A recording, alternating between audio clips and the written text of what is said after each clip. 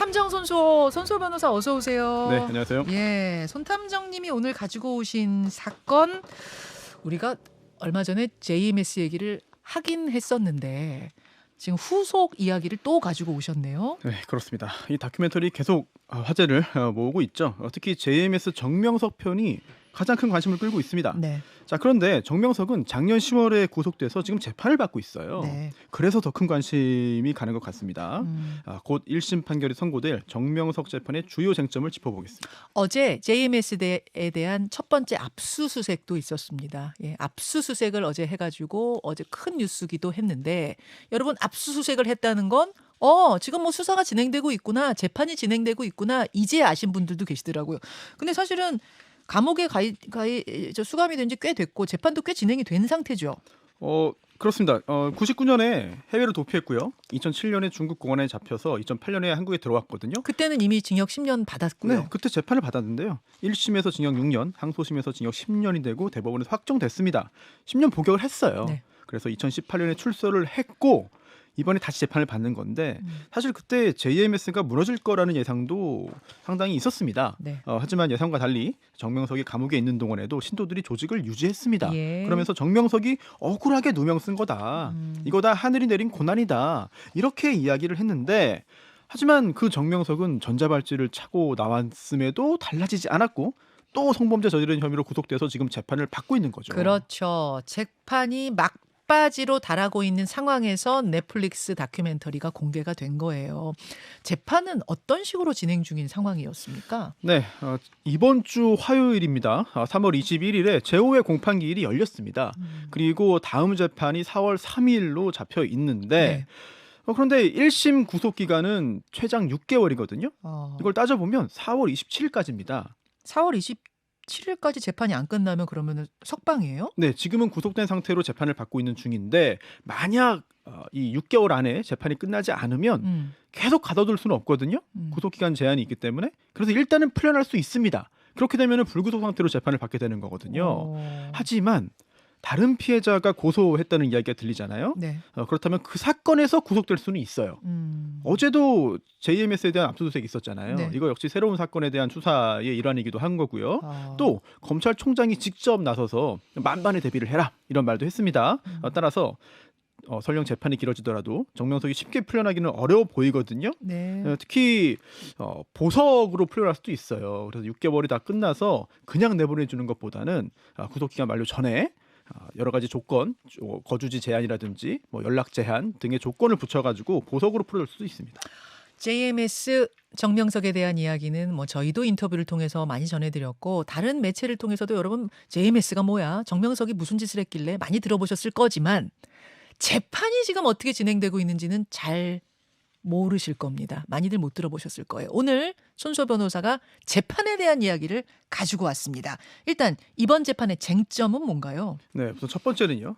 증인 신문이 무산됐습니다.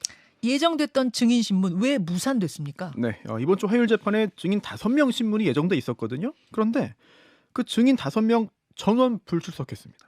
전부 다요? 네, 증인이 안 나왔어요? 그렇습니다. 이거 뭔가 이상한데요? 네, 3월 7일에 열린 4차 제4회 공판에서 변호인들이 22명이나 되는 증인을 신청했거든요. 네. 물론 증인 신문이 대단히 중요합니다. 하지만 원한다고 해서 다 되는 건 아니고 이제 검사나 변호인이 신청을 하면은 법원이 채택 여부를 판단해서 채택된 증인에 대한 신문이 이루어지는 건데요. 네. 그런데 당시에 법원은 필요성이나 중요성을 감안해서 5명만 채택을 한 거예요.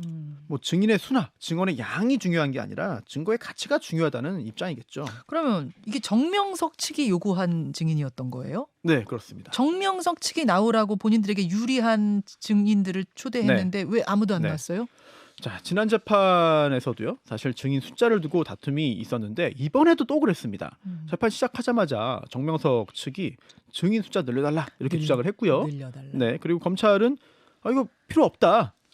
오늘 준비된 신문부터 할 수 있게 증인이 나왔는지 여부부터 좀 확인해 달라. 네. 이런 말을 했고요. 그런데 그제서야 변호인들은 오늘 증인 안 나왔습니다. 라는 말을 한 거거든요. 아니 그럼 변호인들이 일부러 안 데리고 나왔단 말씀이에요? 그렇습니다. 왜요? 22명 중에 겨우 5명만 채택됐다. 그리고 주어진 신문 시간이 3시간인데 너무 짧다. 증인 신문이 이런 식으로 진행되면 받아들일 수 없다는 취지에서 법정에 출석시키지 않았다라는 말을 한 건데요. 아. 네. 그러면서 다시 한번 집중 심리 그리고 현장 검증 실시를 요구했습니다. 판사가 현장에 가보면 성범죄 당했다는 게 거짓 진술이라는 거를 어렵지 않게 알 수 있다는 그런 주장이거든요. 판사가 현장에 한번 가봐라. 네. 여기서 성범죄가 일어날 수 있는지 한번 가봐라. 네, 저도 JMS 교인들에게 이메일을 많이 받았습니다. 음. 판사가 현장에 가면은 이거 다 거짓이고 무고라는 걸 알 수 있다. 손변한테도 네. 이메일이 와요? 네, 그러니까 방송에서 지금 이야기를 하고 그렇습니다. 하니까 이거 알고 해라 이렇게 네, 아마도 교인들이 JMS 내부에서 이런 이야기들을 많이 하고 있는 것 같습니다. 협박 편지는 아니죠? 아직까지는 그 정도는 아닙니다. 그 정도는 아니고. 네. 자, 아무리 뭐 시간이 부족해서 안 나왔습니다라고 말은 했다지만 저는 잘 이해가 안 가요. 어쨌든 짧은 시간이든 뭐든 나와서 유리한 증언을 하면은 이익일 네. 텐데 왜 안 나왔을까요? 그렇습니다. 일단 진행을 할 생각은 있지만 1차적으로 이제 법원의 재판 진행에 항의를 하기 위한 차원인지 단순 항의 차원인지 아니면 나중에 상소심에서 1심 재판이 절차적으로 잘못됐다는 문제를 지적하기 위한 어떤 준비 작업인지 모르겠습니다. 또는 교인인 변호사가 예. 어떤 법리적인 판단이나 유불리보다 엄청난 좀 충성심을 보여주기 위해서 이런 거 하는 거 아니냐 이런 짐작도 들긴 하는데요. 하지만 그래도 아무래도 어떤 기간 또는 시간과 관련된 것 같습니다. 즉 재판 지연 전략이 아니냐는 거죠. 재판 지연. 그렇습니다. 그럼 아까 말씀하셨던 네, 구속 만료 기간은 지금 정해져 있고 그때까지 재판 결론 안 나면 일단 풀어줘야 되니까 네, 그걸 그렇습니다. 노리고 일부러 질질 좀 끄는 느낌? 네. 이건 아니냐? 네, 이번 재판에서 증인이 나오지 않는 걸 알게 된 검사가 이렇게 말했어요. 아니, 증인 신문이나 현장 검증대에서는 이미 지난 기일에 재판부가 결정한 거 아니냐. 또 피해자들이 외국에 있기 때문에 들어와서 증언하기 전에 다른 증인 신문부터 다 진행하겠다고 재판부가 여러 차례 설명했다. 예. 그런데 또 이번에 같은 얘기를 반복하는 건 어. 재판을 의도적으로 지연시키려는 거 아니냐. 판사도 그 얘기를 했어요. 검사가 검사가 그 얘기를 검사가 그걸 했어요. 지적했고요. 1심 구속 기간이 일단은 심급별로 2개월입니다. 그리고 네. 2번까지 연장 가능하거든요. 기록을 좀 찾아보니까 이미 2번째 갱신 다 이루어졌고요. 그게 4월 말에 끝나는 겁니다. 재판을 길게 끌어서 판결 선고를 최대한 뒤로 미룬 다음에 정명석이 풀려나서 재판받도록 하려는 거 아닌가라는 생각도 들어요. 야, 이렇게 뭐 재판 지연이 이루어지고 하면은 결국 진짜로 네. 정명석이 풀려날 수도 있겠네요. 하지만 뭐 쉽지는 않을 거예요. 아까 말씀드린 대로 속도를 내서 4월 27일 안에 판결을 선고할 수 있고요. 예. 또한 1심 재판부도 그런 입장을 표명했다는 언론 보도도 있습니다. 그래요. 불출석한 증인들을 신문하지 않고 끝낼 수도 있어요. 네. 또 다른 사건 구속된 가능성도 여전히 있고요. 또 설령 뭐 계속 붙잡아둘 근거가 사라지더라도 보석으로 풀어줄 경우에는 여러 가지 제한 조건을 붙일 수가 있기 때문에 아주 자유롭게 걸어서 나오지는 못할 가능성이 있습니다. 아니 하지만 혹시라도 풀려나게 되면 석방이 되면 지금 피해자들 중에 용기 내서 나오지 못하고 두려움에 떠는 피해자가 꽤 많다는 이야기를 들었거든요. 네, 그분들 너무 위축되지 않을까 걱정되는데요. 그렇습니다. 예, 쟁점 첫 번째가 그거였고요. 정명석 재판 두 번째 쟁점은 뭡니까? 변호인 사임의 배경. 지난주 금요일에 정명석 변호하던 사람들이 전원 사임했다는 보도를 보긴 봤어요. 네, 사실입니까? 오보입니다. 오보예요? 네, 서로 기사를 베끼다 보니까 계속해서 확대 생산된 것 같아요. 네. 아니 저는 네. 정명석 변호하던 사람들이 싹 그만뒀다길래 이게 무슨 일이야 이랬는데 일단 뭐 오보예요? 네, 오보고요. 언론의 실명으로 보도된 몇몇 변호인은 사임을 했어요. 하지만 아직도 많은 변호사들이 남아 있습니다. 그래요? 자, 여기서 오해를 피하기 위해서 한번 말씀드리겠는데요. 변호사 윤리장전에 윤리 규약이 있는데요. 그 16조 내용이 이렇습니다. 변호사는 의뢰인이나 사건 내용이 비난을 받는다는 이유만으로 수임을 거절하지 아니한다. 이처럼 수임은 자유고요. 네. 또 이번 사건을 수임한 변호사들의 활동 역시 적법합니다. 네. 합법입니다. 네. 다만 대중이 특정 사건 그리고 특정 피고인에 대해서 관심을 갖고 또 그 행태에 대해서 비난하는 건 역시 자유의 영역에 속할 겁니다. 그렇죠. 뭐 변호사로서는 감수할 수밖에 없겠고요. 네. 뭐 저도 JMS 지적하면은 이메일 쪽지 많이 받는데 오늘도 그럴 것 같거든요. 뭐 감수할 수밖에 없겠죠. 그렇죠. 어쨌든 전원 사임은 오보라는 이야기. 그렇습니다. 여전히 남아 있는 변호사들이 활발히 활동하고 있어요. 네, 위축된 모습이 잘 보이지 않을 정도로 당연히 활발히 활동을 하고 있고요. 예, 자, 그런데 그 진행 상황을 살펴보니까 의견서 제출의 타이밍이 눈에 띕니다. 의견서라 그러면 변호사 의견서? 판사님 네, 이것 좀 봐주세요 하는 그런 예. 의견서. 그렇죠. 영화나 드라마에서 보면은 법정에서 구두 변론이 대단히 중요해 보입니다만 그에 못지않게 서면도 중요합니다. 서면 변론. 네, 써서 내는 것도 중요하거든요. 예. 네, 뭐 변호인 의견서, 변론 요지서, 그뿐 아니라 뭐 증거 설명서, 증거 요지서 등등 다양한 이름의 서면이 제출되는데 그런데 이 시기를 한번 좀 보시죠. 잘 보면은요. 3월 17일 지난주 금요일입니다. 언론에 보도가 나온 한 법무법인이 사임을 했습니다. 예. 그런데 사임하면서 같은 날 변론 요지서를 제출했어요. 자, 그리고 또 한 대형 법무법인이 이제 21일 재판일에 사임을 하면서 역시 같은 날 변호인 의견서 2건을 한꺼번에 제출했습니다. 사임계를 내면서 의견서를 냈네 진짜. 네. 예. 자, 뭐 열심히 변호하라고 했는데 여론이 좋지 않아가지고 또 로펌 동료들이 눈치를 줘서 어쩔 수 없이 사임하면서 미련 남아서 마지막까지 열심히 일한 걸까? 아니면 사임하면 제출할 수 없기 때문에 그동안 준비한 걸 다 이제 방출하듯이 제출한 거냐? 그럴 수도 있지만 짐작입니다만 수임료 때문일 수도 있습니다. 수임료 때문이라는 게 무슨 네네. 말씀일까요? 정액으로 착수금을 받았다면은 중간에 사임하는 것이기 때문에 뭐 돌려주지 않거나 또는 돌려줄 금액을 최소로 줄이기 위해서 일만이 했다는 이런 증거를 남겨둘 필요가 있는 것이고요. 그리고 또 일한 시간에 비례해서 수임료를 받기로 했다면 이렇게 일한 거 역시 이제 청구 가능할 테니까요. 물론 짐작입니다만 어쨌든 이유야 어쨌든 굉장히 흥미로운 그런 장면인 것 같습니다. 저는 저거 보면서 이건 저 변호사만 알 수 있는 얘기를 해주시네요. 저 같은 이제 일반인은 보면서도 저 부분을 알아채지 못했는데 손 변호사님은 그게 또 보이셨군요. 굉장히 흥미롭습니다. 어쨌든 사임계를 제출하는 날 의견서도 냈다. 그 의견서 내용은 뭐예요? 내용은? 의견서 내용 사실 지금 알 수는 없습니다. 그건 우리가 알 수는 없어요. 그런데 이게 세 번째 재판과 연결이 됩니다. 세 번째 쟁점. 네. 세 번째 쟁점은 뭔가요? 정명석은 신인가 사람인가? 정명석은 재림 예수인가? 당연히 사람이죠. 네. 이게 왜 재판의 쟁점이에요? 네, 이게 변호인의 서명의 내용에 담겨 있을 것 같아요. 네, 왜냐하면 왜 그렇게 보십니까? 폭행 협박이 있었다면 강간죄 또는 강제추행죄가 됩니다. 예. 네, 그런데 이번 사건에서 강제추행도 있지만 정명석은 주로 준강간, 준유사강간, 준강제추행으로 기소가 됐습니다. 물론 앞으로 추가 기소될 수도 있지만요. 준간간, 준강제추행. 준은 뭐예요? 준은? 네, 폭행 협박이 있으면 강간 강제추행이잖아요. 그런데 네. 폭행 협박이 없었더라도 상대방의 심신 상실이나 한거불능 상태를 이용해서 간음추행하면 이거 강간이나 강제추행에 준해서 네, 처벌하기 때문에 준강간, 준강제추행이라고 그러니까 합니다. 물리적으로 뭐 때린다든지 네. 손을 확 잡아채서 어떻게 했다 하면 명백한 그냥 강간, 그렇죠. 강제추행이지만 네.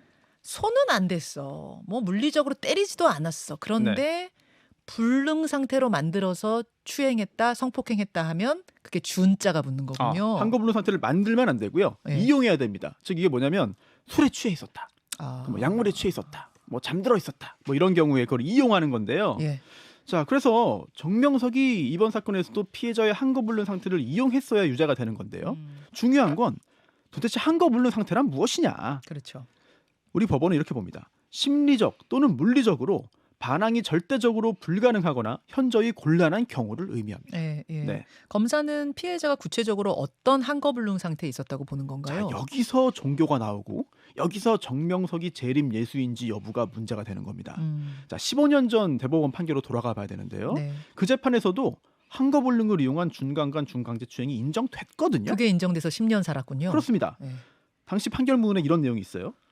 피고인, 정명석이죠. 피고인에 대한 종교적 믿음이 무너지는 정신적 충격을 받으면서 피고인의 행위가 종교적으로 필요한 행위로서 이를 용인해야 하는지에 관해 판단과 결정을 하지 못한 채 곤혹과 당황, 경악 등 정신적 혼란을 겪어 피고인 정명석의 행위를 거부하지 못했다. 아우 말이 어려워요. 네. 네. 또한 피고인 정명석의 행위를 그대로 용인하는 다른 신도들이 주위에 있는 상태에서 그러한 정신적 혼란이 더욱 가중됐다. 자, 그렇기 때문에 피고인 정명석의 행위가 성적인 행위임을 알면서도 이에 대한 반항이 현저하게 곤란한 상태에 있었다. 종교적으로 이게 뭔가 필요한 종교적인 네. 행위가 아닐까 막 이런 혼란이 오는 상황에서 주변에 사람도 있고 이리저리 해서 뭐라고 반항하지 못하는 곤란한 상황. 그렇습니다. 네. 그 얘기군요. 지금 여기에 대해서 정명석은 뭐라 그래요? 나는 신이 아니고 사람이라고 명확히 가르쳤다. 그러니까 자신은 메시아가 아니라는 거죠. 종교적으로 이거 한거 네. 불능하게 만든 적 없다 나는. 네. 나 사람이라 그랬다. 네, 재림주, 재림예수, 메시아라고 가르친 적 없고 종교적으로 세뇌한 적 없고 신도들의 한거불능 상태를 이용한 적이 없다는 겁니다. 자, 그런데 여기서 주목할 게 있습니다. 지난 재판에서 정명석 변호인이 증인 22명 신문 필요하다고 신청했잖아요. 예, 예. 그때 이런 말을 했어요. 뭐라고 했습니까? 공소 사실의 전제가 JMS 교리와 세뇌 문제이기 때문에 이 부분을 설명할 증인이 많이 필요하다는 거예요. 즉 JMS 교리상 정명석은 신이 아니다. 이거를 증언을 통해서 빠져나가라는 것으로 보이는 거죠. 아, 그러면 반대로 볼 때 이제 검찰 측에서는 정명석이 내가 신이다, 내가 메시아다 이러면서 피해자를 쇠뇌했다는 점, 요거를 입증해내야 되는 거군요. 그렇습니다. 지난번 1차 재판에서는 그게 인정돼서 징역 10년형이 확정된 거잖아요. 예, 예. 또 마침 이번 다큐멘터리 제목도 나는 신이합니다. 그렇죠. 신이답니다. 예. 네. 하지만 출소 후에 이번에도 계속 똑같이 그렇게 했는지는 사실은 법적으로는 다른 차원의 문제입니다. 예전에 그렇게 했다고 이번에도 했다고 단정할 수는 없는 거거든요. 그렇죠. 네, 따라서 따로 따져봐야 되고 또한 증거가 필요한 건데 하지만 교인들의 증언 또는 다른 사람들의 증언이 절대적인 건 아니에요. JMS가 간행한 여러 서적이나 문서, 문건이 있을 겁니다. 그렇죠. 뭐 교리서도 있겠고 교육자료도 있을 테고요. 거기 쓰여 있는 내용을 봐야 되는 겁니다. 그리고 또 설교 음성이나 설교 영상 등도 있을 거거든요. 있죠, 있죠. 여기에 더해서 행위 당시의 음성 녹음도 있을 겁니다. 네, 이런 여러 가지 자료가 증거로 제출됐을 겁니다. 자, 이제 그 증거에 대한 판단이 중요한 것이고요. 법원의 판단이 다가오고 있습니다. 이렇게 설명해 주시니까 재판의 쟁점이 쏙 귀에 와 닿네요. 그러니까 뭐 때려가지고 성폭행을 한 건 아니지만 종교적으로 일종의 뭐 가스라이팅처럼 네, 세뇌죠. 세뇌를 통해서 이 사람을 이렇게 한 것이냐? 아니다. 난 신이라고 한 적도 없고 나 사람이라고 했는데도 이게 벌어진 거니까 이거는 피해자라고 하는 그 여성이 원해서다. 이렇게 주장하고 네. 있고. 지난 1차 재판에서도 항소심 과정에서 갑자기 설교 내용이 좀 바뀝니다. 구속돼 있던 정명석이 이 재판의 쟁점이 정명석의 메시아 여부가 되면서 메시아가 아니다, 인간이다라는 점을 갑자기 설교에서 강조하기 시작하거든요. 아마도 여러 가지 준비는 해놨을 겁니다. 근데 자신이 메시아라고 주장하면서 저 신도들을 현혹했던 사람이 이제 와서 평범한 인간이라고 또 주장한다는 것도 참 흥미로운 지점이네요. 여기까지 손수호 변호사 수고하셨습니다. 네. 김현정의 뉴스쇼는 시청자 여러분의 참여를 기다립니다. 구독과 좋아요, 댓글 잊지 않으셨죠? 알림 설정을 해두시면 평일 아침 7시 20분 실시간 라이브도 참여하실 수 있습니다.